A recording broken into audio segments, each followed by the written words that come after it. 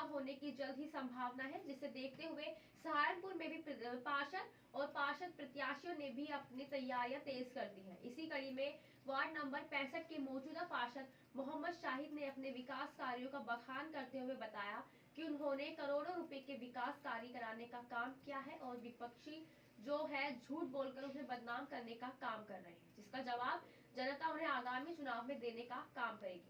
क्या कुछ कहना है पार्षद मोहम्मद शाहिद का, आइए आपको सुनवा दें। नगर निकाय चुनाव शुरू होने वाला है और पार्षद प्रत्याशी और मौजूदा पार्षद जो है उनके बीच आरोप प्रत्यारोप का दौर शुरू हो चुका है। वार्ड 65 की अगर मैं बात करूं, वार्ड 65 से अभी 2 दिन पूर्व वार्ड पार्षद प्रत्याशी ने मौजूदा पार्षद पर काफी गंभीर आरोप लगाए थे। उनकी सच्चाई क्या है, उनकी हकीकत क्या है, वो जानने के लिए मौजूदा पार्षद मेरे साथ में मौजूद है। शाहिद साहब, स्वागत है आपका। जी जी। अभी 2 दिन पूर्व जो पार्षद प्रत्याशी है यहाँ के वार्ड 65 के, उन्होंने आप पर गंभीर आरोप लगाए कि सड़कें आपने नहीं बनवाई, स्कूल जो है वो उनके सभासद रहते हुए बनाया गया। क्या कुछ सच्चे है, कितने सच्चे है? देखिए, सबसे पहली बात तो जो हमारा कमिल्ला रोड है, लोग सब जानते हैं, किसी के कहने से कुछ नहीं होगा। अभी मैंने और बाइट्स देखी है उनकी, मैंने भी देखी है, जैसा आपने बताया। जो जच्चा हॉस्पिटल है वो जाकर देख ले, या तो अपना चश्मा ठीक करा ले आंख का। 10 लाख रुपए की फाइल मैंने लगाई है उसमें, जो टाइल का काम हुआ आप भी मौके पे जाकर देख सकते हैं, सर्वे करा सकते हैं। जितना भी उसमें रंग पेंट सब हुआ, और साइड में जो इंटरलॉकिंग है, टाइल कमेले तक पुलिया तक सब मैंने कराई है। और एक जो मामला यहाँ से एक सदियों से चला आ रहा था, एक जो एक कूड़ा घर बना रखा था, आपने भी देखा होगा वहां से आगे जाके, उसे कम से कम 30 साल से नगर निगम के अंदर उसमें झोल हुआ था। एक सेक्टर में पूरे इलाके की, पूरे शहर की गंदगी गिरवाने का काम इन्होंने किया था। हम गुलशेर भाई, मैं और क्या नाम हमारे विधायक जी संजय गर्ग, अब वहां से मौके पे हम गए, पूरे शहर का कूड़ा रुकवाने का काम हमने किया है। वहां नगर निगम की गाड़ियां हमने रुकवा दी थी। बिल्कुल, आज बताइए वहां से कौन सा कूड़ा गिर रहा है? आज तक कोई कूड़ा नहीं गिर रहा है। और देखिए, मैं बताना चाहता हूं, ये अब सब हमारी सभ्यता हमें नहीं सिखाती। कम से कम मुंह संभाल के बात करिए। मेरे पापा, मेरे वालिद साहब इस दुनिया में नहीं रहे। वो कहता है कि तेरे बाप ने सड़क बनवाई। देखिए, बाप तो किसी का नहीं बनवाता, ना आपका ना मेरा। सरकार का पैसा है, जिसके हाथ में कलम ताकत होती है वही पैसे को लगाता है। नगर निगम से हम लाए और वो ये काम हमने किया है। और जिस टाइम आप मेंबर थे, ना ही पैसा वो आपके बाप का था, ना मेरे बाप का था, सरकार का पैसा था, हमने लगाने का काम किया है। कुछ और आरोप है आप पर। आपने स्मैक बिकवानी शुरू कर दी क्षेत्र में, आपने कोकेज शुरू कर दी क्षेत्र में, मुखबर दादा हो गए, दलाल दादा हो गए। इस पर कितनी सच्चाई है, क्योंकि लगातार बयानबाजी का दौर शुरू हो चुका है? देखिए, ये तो सब एक बकवास है। इस तरीके की बातें करके पब्लिक बेकाय में नहीं आने वाली। ये सबसे बड़ी बात तो यह है, अपने घर को ही संभाल ले। कम से कम उनके घर में कम से कम 10 नशेड़ी शराब भी है। ये मैं नहीं कह रहा, आप, मैं, हो सकता है मैं प्रत्याशी हूं, झूठ बोल सकता हूं। आप जाकर देख सकते हैं, सेक्टर में पता कर सकते हैं, सच्चाई आपके सामने आ जाएगी। ये जनता को सब पता है। जनता कह रही है मैं झूठ बोलने की मशीन है। आज से नहीं, 30-40 साल से उनका रिकॉर्ड रहा है। पता लग गया है जनता को, झूठ बोलने की मशीन है, इससे अलावा कुछ नहीं है। और रही बात उसकी, मैं कोई किसी के खिलाफ अब सब कहने के मूड में नहीं हूं। बस मैं सिर्फ इतना मैसेज देना चाहता हूं कि कोई भी अपने बड़ों छोटों की रिस्पेक्ट करे, इज्जत करना सीखो, जो हमारे परिवार ने हमें सिखाया है। बस ये बाप तू उसके हर, हाँ एक बात और, वो कहते हैं कि लॉकडाउन में अपनी बच्चियों की शादियां कर दी, किसी को खाना तक नहीं खिलाया। क्या मैंने अल्लाह और अल्लाह के रसूल की सुन्नत को जिंदा किया? मुख्तसर तौर पे, जैसे मेरे वालदा वालिद ने कहा था, उस टाइम पे मेरे वालदा वालिद थे, उन्होंने कहा बेटे ये निकाह कर दे। मैं वो इंसान हूं, अपने माँ बाप की हमेशा इज्जत करता था, उनकी बात मानता था। उनके कहने से मैंने निकाह किया। अगर मैंने गलत किया तो हाँ, मैं गलत हूं। आपने ये भी कहा था कि 40 शादी 50 शादी हर साल में क्षेत्र के लोग ही कराएंगे। क्या वादा था ये, या इसमें कुछ कितनी सच्चाई है, क्योंकि आरोप आप पर ये भी है? देखिए, सबसे पहली बात तो, कोई वो मेरा वकील नहीं, मेरा काजी नहीं है। मेरा काजी मेरा अल्लाह है। उसे बता के शादियां कराऊंगा या मैं ढोल पीट के शादियां कराऊंगा? अल्हम्दुलिल्लाह हमने कराई है, किसी को ढोल पीट के नहीं हम कराइए। हम उसे क्यों बताएंगे? अपने अल्लाह का आगे हम सुरकुरु हो जाए, हमारे लिए यही बहुत बड़ी बात है। और रही बात इसकी, जो कहते हैं भाई मुझे प्रमाण पत्र मिल गया, कहाँ का प्रमाण पत्र मिल गया? शहर में हिंदू मुस्लिम लोग 90 लोग तकरीबन जो दंगे में पकड़े गए थे, उनमें एक मैं भी शिकार हूं इसका, मैं भी एक शिकार हूं। मैं भी गया था, मेरे भी परिवार ने बहुत। आप भी शामिल थे उस दंगे में कहीं ना कहीं? बिल्कुल भी नहीं। प्रशासन या कोई भी शासन प्रशासन को मैं इस बात को आपके चैनल के माध्यम से चैलेंज से कहता हूं, जब भी कि अगर मैं कहीं पाया गया या कहीं मिला, पूरे वीडियो फुटेज में कहीं ये शायद नहीं मिला किसी को भी, पूरे प्रशासन ने। इसीलिए मुझे कहा था ये बच्चा निर्दोष है। अब रही बात उसकी, निर्दोष है और कहने से, मैंने फिर भी कह रहा हूं, मैं झूठ बोलने की मशीन है। और रही बात उसकी, वो कहते थे कि रही बात उसकी क्या नाम, जब आपने ये प्रमाण पत्र आपको दे दिया डीएम साहब ने, चलिए मान लिया आपको दे दिया, आपको इतनी तो कम से कम, इतने सीनियर आदमी, इतने पुराने हो गए, इतनी तमीज तो होनी चाहिए।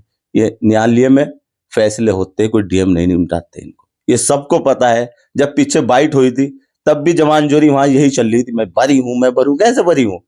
मेरे पे एक मुकदमा है उस टाइम का। यार हम तो बरी नहीं है।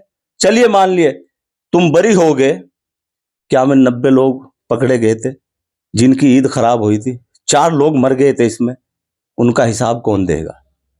सैकड़ों लोग जल गई थी दुकानें वहां से, उनका हिसाब कौन देगा? चलिए आपको गुरुद्वारे में मस्जिद देनी थी या मस्जिद थी, लोगों को तो ये भी नहीं पता था वहां मस्जिद है भी या नहीं। इन लोगों ने मस्जिद में ऐलान कराया। मैं ये नहीं कह रहा, मैं किसी पे इल्जाम लगा रहा हूं कि बेबुनियाद। आप सेक्टर में खुफिया तरीके से सीबीआई से जांच करा लीजिए। जो इनका भतीजा है, पत्रकार बना फिरता है, उस आदमी ने मस्जिद में ऐलान कराया था, पब्लिक को इकट्ठा की थी।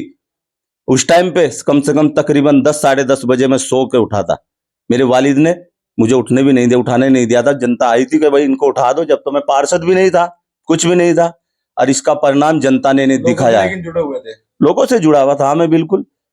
रही बात इसकी, ये कहते हैं पत्रकार बने फिरते, एक चोला ओढ़ लिया। असली दंगा जो कराया इसके भतीजों ने कराया, ये कहने की बात नहीं। शासन प्रशासन को सब पता है। या हमारे बल्कि मुख्यमंत्री अखिलेश यादव जी उस टाइम पे, क्यों मैं गंगो जा रहा था, क्या मेरी पैरवी क्यों करी? डीएम वो कप्तान साहब से मेरी सिफारिश क्यों की? क्यों? मैं बेगुनाह था। हम ये नहीं कहते किसी पे इल्जाम लगा रहे, उसका बच्चा था, वो भी हकीकत में निर्दोष था। इस दोषी की वजह से, इसकी ईगो की वजह से पूरे शहर को तबाह किया है इसने। क्या हमें लोग भूल जाएंगे? जब ईद आती है ना, ईद, उनकी माए बिलकती है, तड़पती है, वो हिसाब कौन देगा? आज सुरकुरु बन रहा है? किसी को वकील बना दिया, किसी को पत्रकार, एक आड़ का चोला पहन लिया शासन प्रशासन में जाने के लिए। पब्लिक भूली नहीं। बस मैं यही कहना चाहता हूं, बोलना सोच समझ के बोलना, सभ्यता के साथ। कुछ वोटर लिस्ट का भी कुछ गड़बड़ी की बात कही है उन्होंने कि पहले कुछ वोट जो है दूसरे अपने सेक्टर में ट्रांसफर करा दिए थे, अब वो उन वोट को वापस ले आए हैं, तो किसका फायदा होगा इसमें अगर वोट वापस भी आए तो? ऐसा है, देखिए सबसे पहली बात तो, जिस टाइम मैं इलेक्शन में खड़ा हुआ, मेरी कोई रुचि नहीं थी, ना मैं राजनीतिक आदमी था। कोई साबित कर दे, आपको सबको पता है, सेक्टर वालों को सबको पता है। मेरे साथियों ने मुझे इस चीज के लिए तैयार किया, ना किसी लिस्ट का शाहिद को पता था, ना कुछ नहीं पता। बीच में हम खुद थे, ऊपर वाले ने हमें इज्जत दी। रही बात, एक बात और मैंने सुनी है उसमें कि भाई वोट, अभी 5-6 रोज पहले एक उनका भतीजा, एक और साथी, 4 नंबर गली में, मैं आपसे कह रहा हूं, आप जाके पूछना, सर्वे करना, 4 नंबर गली में उसने ये कह दिया कि भाई आप आधार कार्ड क्यों लेते फिर रहे हो? आप कोई बीएलओ नहीं हो, सरकारी अधिकारी नहीं हो, आपको राइट नहीं। भाई किसी का वोट मत कटवा देना। हमारे चचा कलीम है वहां से, 4 नंबर गली में। अब जैसे ही मामला वो हुआ तो उन्होंने अपने चचा को फोन किया कि इस तरह। चचा ने क्या अल्फाज रिपीट किए, इस तरह की बदतमीजी, जबकि कोई नहीं बोल सकता, तो कोई नहीं, आप पता कर लेना। मैं गया, फिर ये वहां से चले गए। मैंने क्या कहा उनको, मैं कहा चचा सब्र करो, इसका अजर तुम्हें अल्लाह देगा। ये वोटर लिस्ट की बात। अभी आज एक नया मामला, एक समाज सेवी है तंदीम नवाज वार्ड 64 से, उन्होंने एक शिलापट को लेकर एक मौजूदा पार्षद जो है उनकी शिकायत की थी। आज उसकी जांच हुई है, उसमें आपका नाम आ रहा है कि आपने कुछ जो रोड है पीर वाली गली का जो मुख्य मार्ग है वो आपके द्वारा रुकवाया गया और तंदीम नवाज द्वारा। इसमें कितनी सच्चाई है?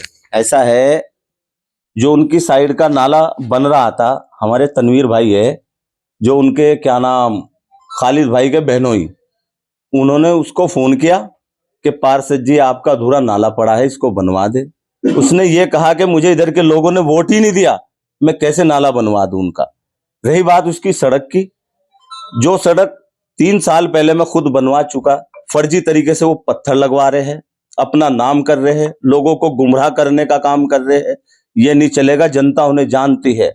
कुछ पैसा तो फ्रॉडबाजी करके कहीं सड़क बनी और कहीं नहीं बनी, जनता को सब पता है। फर्जी तरीके से अपने वो पत्थर लगाकर लोगों को गुमराह करने का काम करने। मैंने क्या कहा, ये लोग झूठ बोलने वाली खुदा की कसम मशीनें हैं। और रही बात उसकी, एक बात मैं और कह देना चाहता हूं कि वो क्या कह रहे, घबराए हुए हैं। उनका कह रहा है तोते भी उड़े हुए हैं। तोते भी उड़े हुए हैं। हम लोग बड़े छोटों की इज्जत करना जानते। रही बात तोतों की और घबराहट की, पहले भी तुम्हारे तोते उड़ाए थे, इंशाअल्लाह जनता आपके फिर तुम्हारे तोते उड़ाएगी। जबरदस्ती गुंडागर्दी से वोट नहीं मिला करता कि डरा के धमका के वोट ले लोगे। शाहिद आराम से बैठा घर घर जाता है, खामोशी के साथ जाता है, कोई हाय हुल्ला करने की तुम्हारी मर्जी। मैं अब भी जनता को ये मैसेज देता हूं, अगर मैं अच्छा लगूं मुझे वोट करना, अगर मेरे से कोई बेहतर आपको लगे उसे वोट करना। कोई जबरदस्ती मैं ये कहूं ना कहा मैंने। ये थे मौजूदा पार्षद हैं वार्ड 65 के मोहम्मद शाहिद, अब दोबारा फिर से चुनावी मैदान में है और आरोप प्रत्यारोप जो है लगातार एक दूसरे पर चलने शुरू हो गए, बयानबाजी शुरू हो चुकी है। नेशनल खबर 24 के लिए सहारनपुर से काशिफ खान।